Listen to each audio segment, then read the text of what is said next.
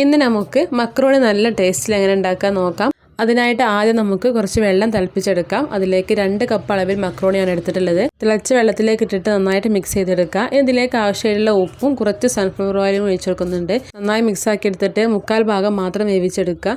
ഇനി ഒരു ഓട്ടപാത്രത്തിലേക്ക് ഊറ്റി വെക്കാം. അതിന് മുകളിലായിട്ട് കുറച്ച് പച്ചവെള്ളം ഒഴിച്ചു കൊടുക്കാം. ഇനി ഒരു ചട്ടിയിലേക്ക് കുറച്ച് വെളിച്ചെണ്ണ ഒഴിച്ചു കൊടുക്കാം. കുറച്ച് ഇഞ്ചി, വെളുത്തുള്ളി, പച്ചമുളക് ഇട്ടിട്ട് നന്നായിട്ടൊന്ന് വഴറ്റിയെടുക്കാം. ഇതിൻ്റെ റോസ്മെല്ലൊക്കെ ഒന്ന് മാറിയതിന് ശേഷം ഇതിലേക്ക് 2 സവാള നീളത്തിൽ കട്ട് ചെയ്തിട്ടെടുക്കാം.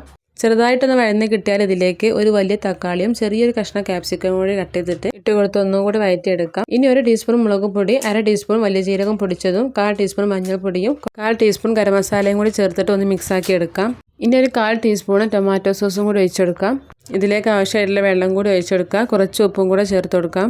ഇനി നമ്മൾ വേവിച്ച് വെച്ചിട്ടുള്ള മക്രോണി ഇതിലേക്ക് ഇട്ടെടുത്തിട്ട് നന്നായിട്ട് മിക്സ് ചെയ്തെടുക്കുക. കുറച്ച് മല്ലിയില കൂടി മേലെ ഇട്ടെടുക്കാം.